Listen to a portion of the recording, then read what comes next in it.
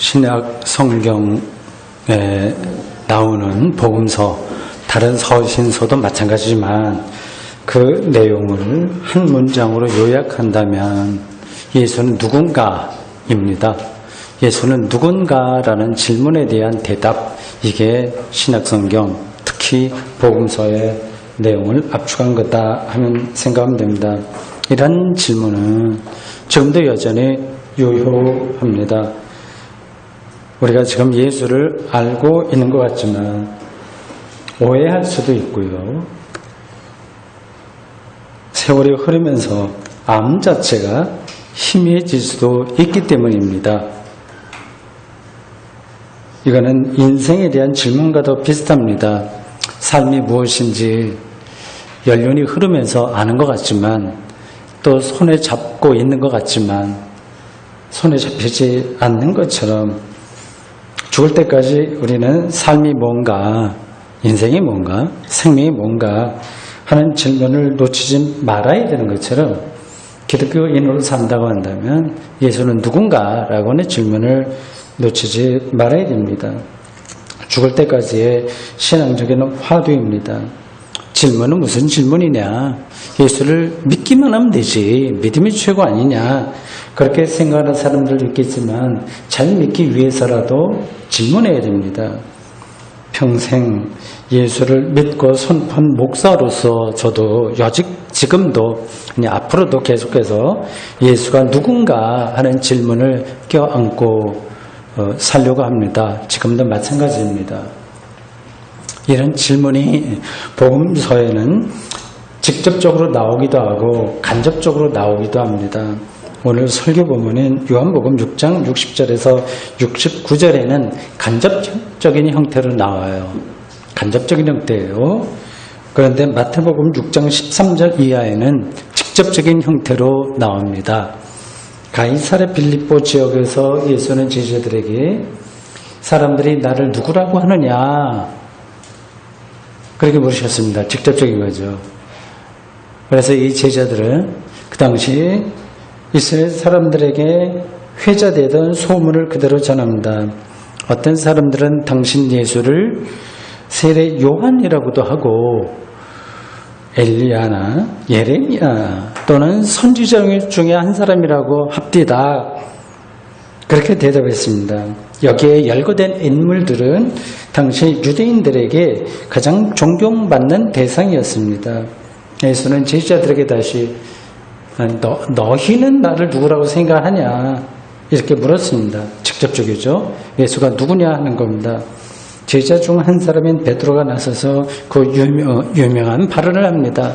주는 그리스도시요 살아계신 하나님의 아들입니다. 마태복음 17장 16절입니다. 이 발언이 예수 정체성에 대한 기독교의 가장 압축된 표현입니다. 예수가 우리를 구원할 자라는 뜻입니다. 이와 비슷한 발언이 오늘 설교 본문인 요한복음 6장 69절에 나옵니다. 이 장면에서도 베드로가 대답합니다. 성격이 좀 직선적이기도 하고 단순하기도 하고 순수하기도 해서 그런지 복음서에 이 베드로의 이야기가 많이 나옵니다.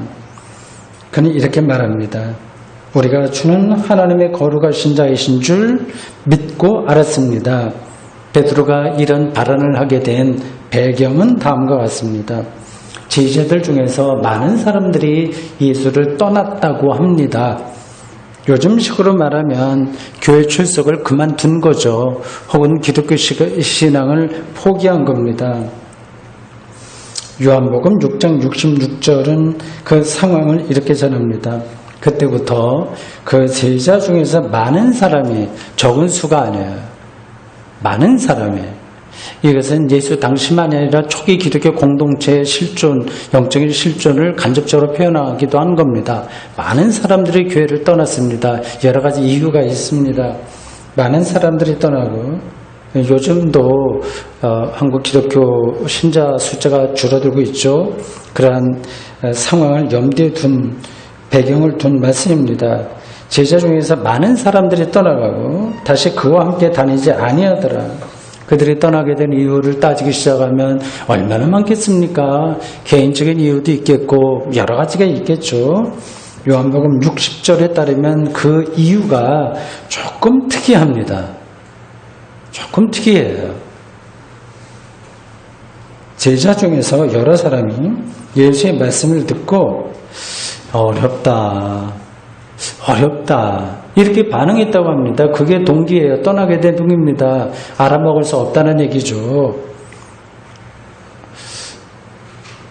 어렵다고 느끼는 것도 사실은 상대적입니다. 실제로는 어려운 게 아닌데도 자기가 거기에 미치지 못하면 어렵다고 주장하고 그리고 그것을 부정합니다.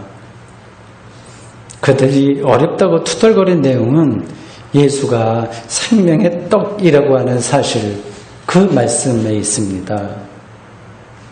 그 내용은 오늘 우리가 설교 본문으로 읽은 것 바로 앞부분에 나옵니다. 조상들이 광야에서 먹었던 만나, 그것은 잠시 허기를 면하게 할 뿐이지만 예수가 허락하는 생명의 떡은 영원한 생명을 준다는 이야기입니다. 당시 제자들은 이게 무슨 말이지? 이게 뭐지? 하는 거죠. 와닿지 않는 거예요. 그런 생각이 들었을 겁니다. 자신들의 현실적인 삶과는 거리가 먼 내용이기 때문입니다. 중요한 건 만난데, 실제 먹고 배부르고 살아갈 수 있는 그 만난데, 그것 말고 예수가 주는 생명의 떡을 먹으면 영원한 생명을 얻는다고 하는 게 실감이 안 되는 겁니다. 그들은 수군거리다가 결국 예수 공동체를 떠났습니다. 예수를 떠난 제자들이 많이 있었다고 하는 게 오늘 우리의 시각으로 보면 좀 이상하게 들립니다. 우리는 지금 예수를 직접 만나지 못하고 보지 못하고 하는데도 지금 따르고 있잖아요. 근데 예수를 직접 만난 사람들이, 그리고 제자로 나섰던 사람들이 12제자만이 아니라 수많은 제자들이 있었습니다. 그들이 떠났다고 하는 게 도대체 왜 그런가 이해가 되지 않습니다. 근데 상황이 그렇지 않습니다. 예수 당시에 예수가 누군지를 알아본 사람들은 별로 없었습니다. 진리는 당시에는 드러나지 않는 법입니다. 사람들은 그걸 참아내지 못하기 때문에 잘못된 선택을 하는 경우가 많습니다. 지금도 상황은 다르지 않습니다. 기독교 신앙을 포기하는 사람들이 반복해서 나타납니다. 여기 모인 분들 중에서도 그런 분이 없으리라는 보증은 없습니다. 보장은 없습니다. 그들은 기독교 신앙을 포기했다고 하더라도 나름대로 인생을 잘 살았을 겁니다. 어쩌면 교회 다닐 때보다 더 행복하게 사는 분들도 있을 겁니다. 저는 기독교 신앙을 포기한 사람들을 무조건 비난하거나 비판하지 않습니다. 거기에는 일단 교회의 책임이 크기 때문입니다. 그러나 그분들에게 연민을 느낍니다. 연민. 예수를 통해서 영원한 생명을 경험하지 못했다는 사실에 대한 연민입니다. 그게 없으니 이제 떠나야 되는 거죠. 그게 좀 안 됐다, 그 사실이지. 뭐 떠나서 다른 식으로 한평생 인생 사는 거 누가 뭐라겠습니까? 그렇게 살 수 있죠. 일단의 제자들이 떠난 걸 보신 예수가 제자들에게 어떤 심정이셨는지 모르나 너희도 떠나려느냐? 이렇게 물었어요. 이건 곧 나를 누구라고 생각하느냐는 그 질문과 같은 겁니다. 베드로가 나서서 대답했습니다. 요한복음 6장 68절에서 69절 이렇습니다. 주여, 영생의 말씀이 주께 있사오니 우리가 누구에게로 가오리까? 우리가 주는 하나님의 거룩하신 자이신 줄 믿고 알아사옵나이다. 참 이런 건 발음하기도 힘드네요. 알아사옵나이다 이렇게 되어 있습니다. 영원한 생명이라고 하는 단어가 많이 들었죠. 막연합니다. 솔직하게 말씀해 보세요. 이게 정말 나에게 삶의 리얼리티로 와닿는지 아닌지 질문해 보십시오. 안 될 거예요. 이게 죽지 않는다는 말이냐? 영원한 생명을 얻는다고 하냐? 죽지 않는다는 말은 이건 죽지 않는 건 말이 안 되죠. 다 죽으니까. 그러면 일단 죽은 다음에 다시 살아나서 영원하게 산다는 말인가? 그렇게 대충 우리가 알아듣고 있습니다. 영원한 생명의 반대는 이제 유한한 생명이죠. 영원하다, 유한하다가 반대 표현입니다. 우리는 모두 유한하고 무상한 생명을 삽니다. 예외는 없습니다. 참 그런 면에서는 하나님의 창조가 정의롭다고 생각을 해요. 돈 많은 사람이나 없는 사람이나 지식이 많은 사람이나 적은 사람이나 하나도 차별 없이 무상하게 삽니다. 고상하게 사는 사람들도 그 무상성을 극복하지 못합니다. 흔한 표현으로 인생무상이라고 합니다. 우리가 지금 누리고 있는 모든 것들은 머물지 않고 다 지나갑니다. 여러분의 지난 과거 중에서 가장 행복했던 순간을 기억해 보십시오. 언제입니까? 다 동일하게 이야기하는 것은 어릴 적일 겁니다. 고생은 했지만 정말 뭐라고 표현해야 될까요? 다시 돌아가고 싶은 그러한 순간이 어릴 때입니다. 거기에 계속 머물렀으면 하는 마음이 간절하긴 하나 실제로는 불가능합니다. 모든 것이 지나갔습니다. 사람들은 그래서 그 행복했던 순간을 지금 여기서 다시 경험해 보려고 무지하게 애를 많이 씁니다. 그건 자연스러운 겁니다. 그렇게 살아야 되겠죠. 이런 경험이 영원한 생명일까요? 그 즐거웠던 그러한 시절의 것들을 다시 기억하고 다시 재현하는 것, 이게 영원한 생명일까요? 우리가 모두 죽기 때문에 그거를 부정할 수 없으니 그러면 옛날 것을 달콤했던 순간들을 계속 여기서 연장해보자, 그런 생각을 할 수도 있습니다. 성경이 말하는 영원한 생명은 보통 영생이라고 이제 줄여서 얘기하는데 영원한 생명입니다. 영원한 생명은 우리가 생명에 대한, 그 삶에 대한 일반적인 관점을 바꾸지 않으면 와닿지 않습니다. 우리의 수명이 무한하게 연장되는 것을 영생이라고 하지 않습니다. 죽음 이후에 또 지금과 같은 삶이 다시 반복되는 것도 아닙니다. 영원한 생명은 시간과 공간의 연장이나 확장이 아니라 하나님의 생명에 참여하는 겁니다. 이게 또 좀 애매하게 될 거예요. 영원한 생명이라는 말도 애매한데 하나님의 생명에 참여하는 것이 그거라고 하면 또 복잡해집니다. 그러나 그렇게 복잡한 게 아닙니다. 하나님만이 무상하지 않은 존재이기 때문에 그렇습니다. 그는 창조주이시면서 창조의 완성자이십니다. 그러니까 하나님의 존재 방식이 곧 영원한 생명입니다. 내가 만들어가는 게 아니라 하나님의 존재 방식입니다. 이런 점에서 하나님 경험이, 그러니까 하나님을 경험하는 것이 곧 영원한 생명을 얻는 유일한 길입니다. 다른 게 없어요. 하나님을 경험한 사람은 지금 이미 여기서, 지금 now, 이미 already, now, 여기서 영생을 얻었다고 말해도 좋습니다. 다른 게 아니라 하나님 경험이 영생입니다. 요한복음 기자는 영원한 생명의 말씀이 예수 그리스도에게 있다고 말합니다. 오늘 본문에 나온 이야기예요. 예수에게서 하나님의 생명이 나타났다는 뜻입니다. 그래서 신약성경은 예수 믿으면 구원받는다, 이렇게 이야기하는 겁니다. 그냥 그게 구호가 아니에요. 무조건 그 구호를 따른다고 하는, 믿습니까? 해서 아멘에서 구호가 아니라 그 내용이 있는 겁니다. 여기서 여러분은 좀 더 꼼꼼하게 이 문제를 대해야 합니다. 막연하게 대하면 신앙의 발전은, 신앙의 진보는 불가능합니다. 두 가지 관점이 필요합니다.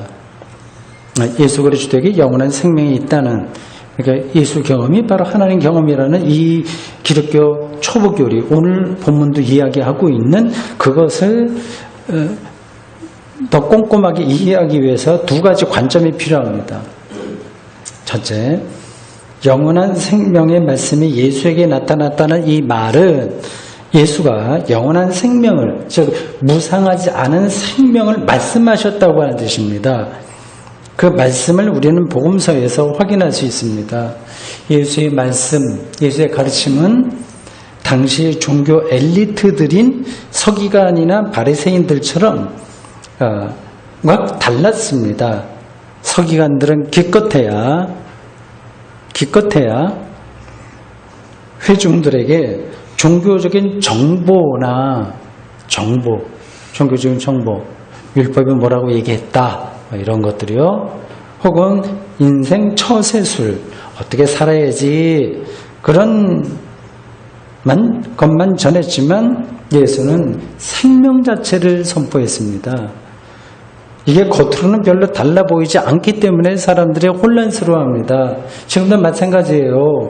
제가 설교를 아주 원칙적으로 잘한다는 뜻으로 드리는 말씀은 아닌데, 강단에서 똑같이 성경 이야기를 하니까 이게 종교 정보인지 인생 처세술인지 하나님의 복된 말씀인지를 회중들은 분간할 수가 없습니다. 혼란스러워합니다.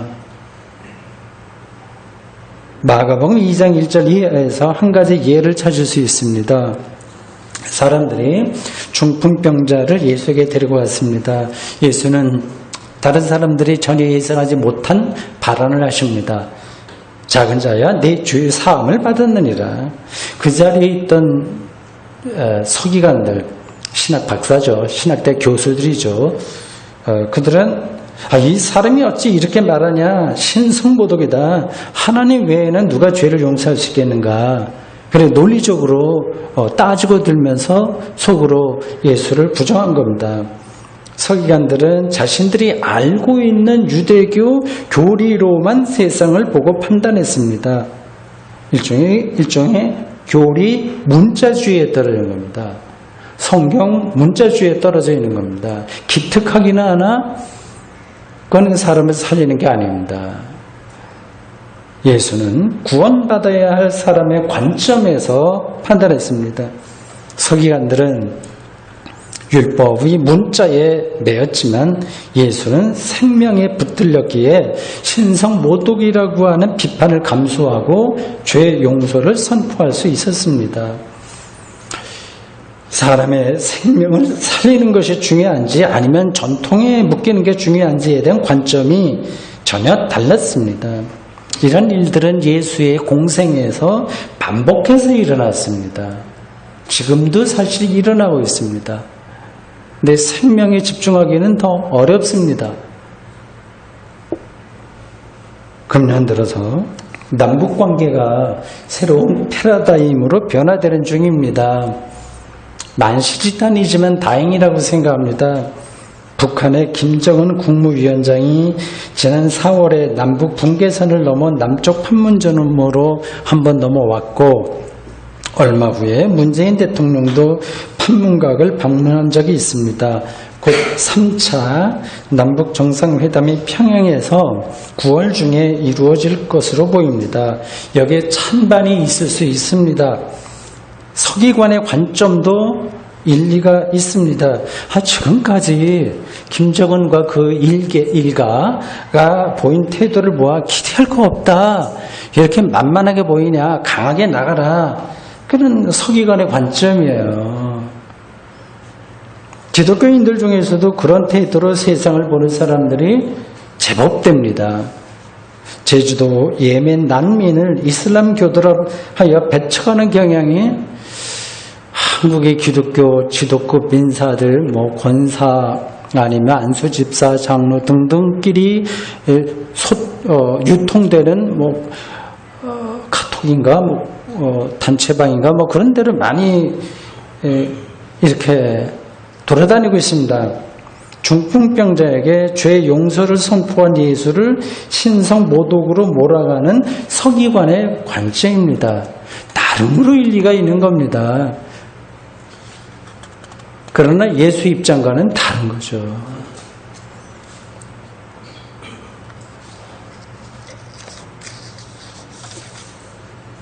그들에게는 생명이 아니라 자신들의 전통과 법을 세우는 것이 중요합니다.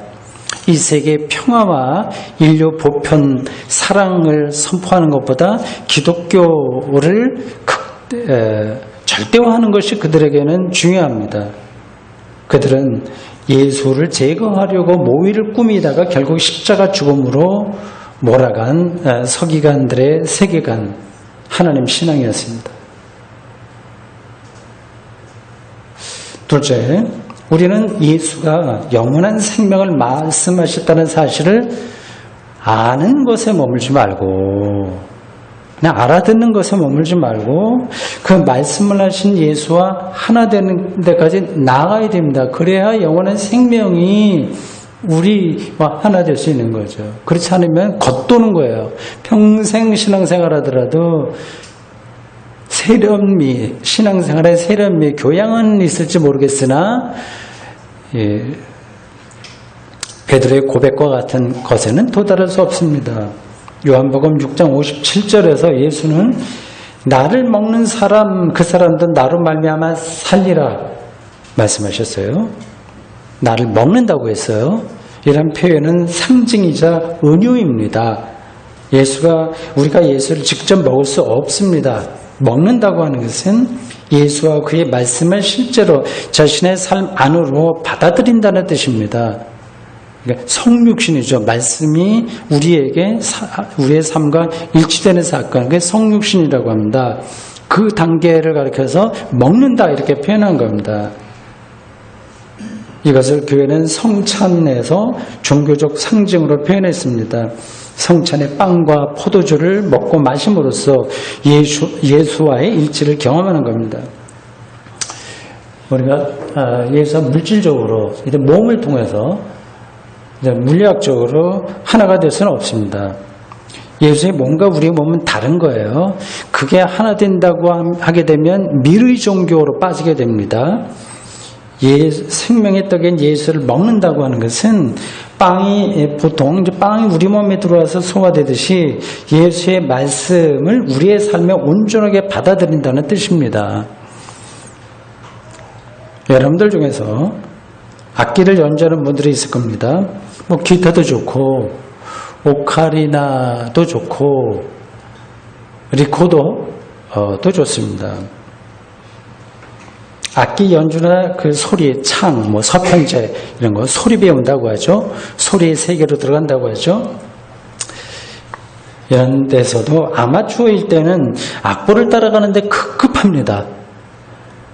음악의 깊이를 느낄 수가 없죠.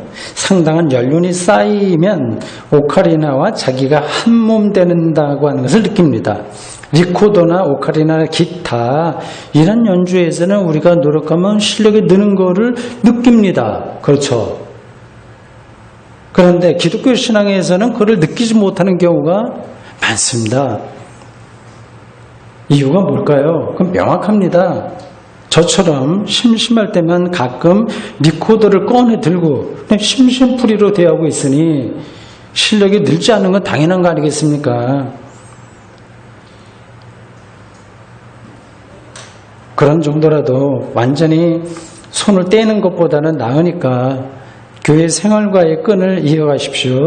언젠가는 신앙적인 득음의 순간이 득달처럼 달려올 겁니다.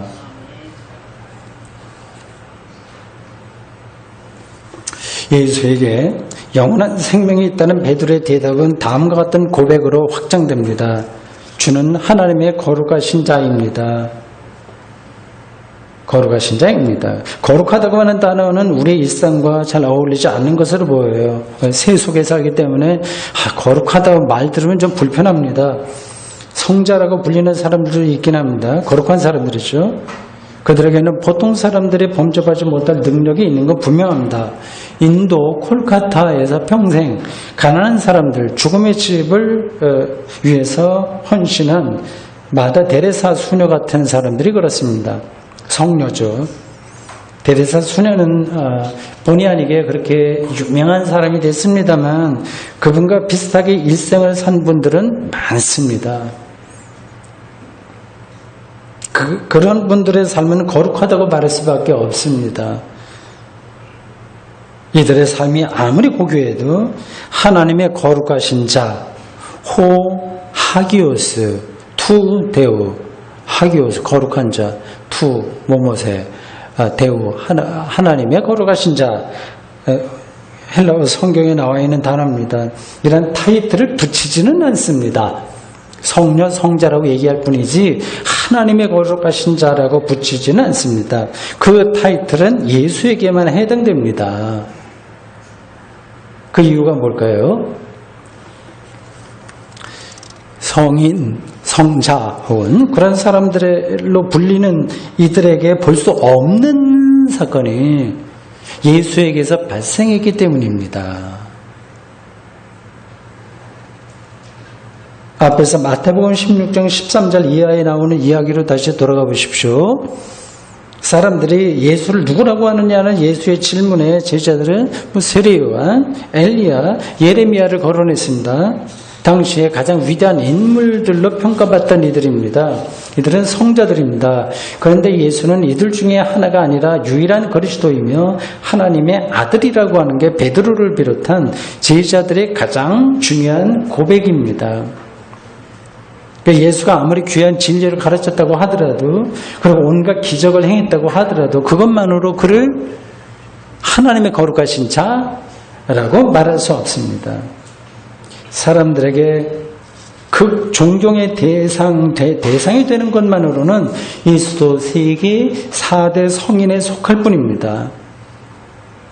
세상의 평가는, 예수에 대한 평가는 여기까지입니다. 참 훌륭한 사람이지, 참 뛰어난 유대의 랍비지, 선지자지, 우리가 존경해야지, 여기까지입니다. 그러나 초기 기독교인들은 예수를 전혀 다른 존재로 경험했습니다.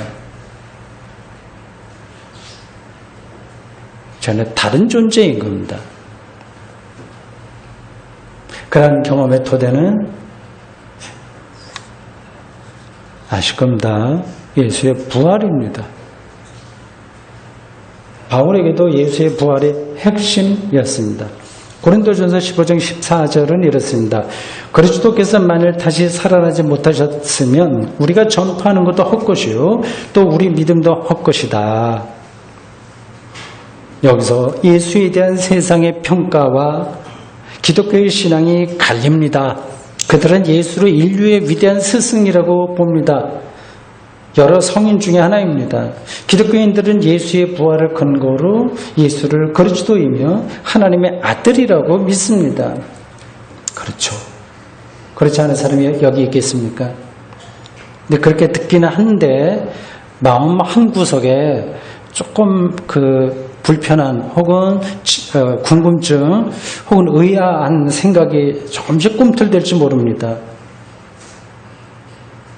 부활은 과학적으로, 자연과학적으로 증명할 수 없으니 예수 부활에 관한 한 기독교 신앙이 세상의 판단보다 설득력이 떨어진다.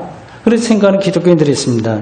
지성적인 기독교인들 중에서 그런 이들이 주로 많습니다. 그런 생각은 잘못입니다.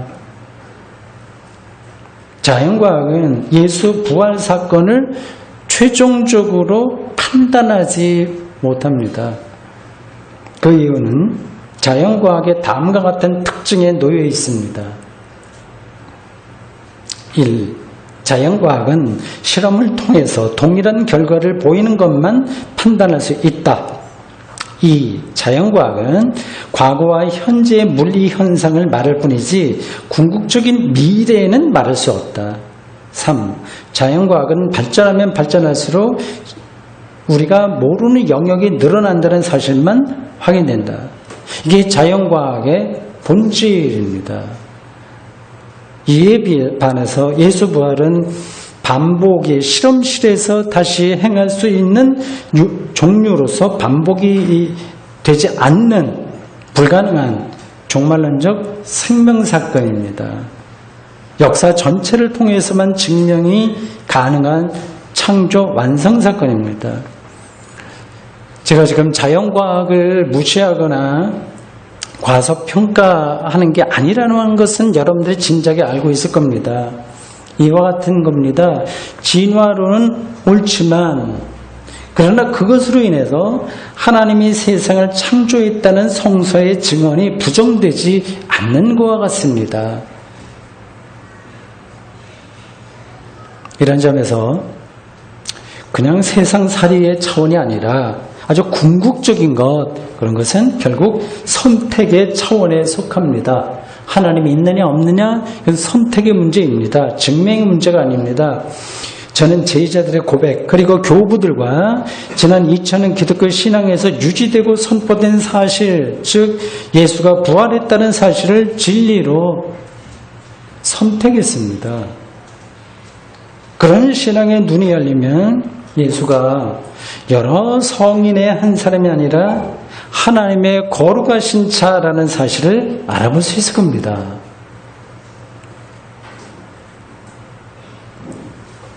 사랑하는 성도 여러분, 요한복음 기자가 살던 시대의 기독교는 별로 큰 세력이 아니었습니다.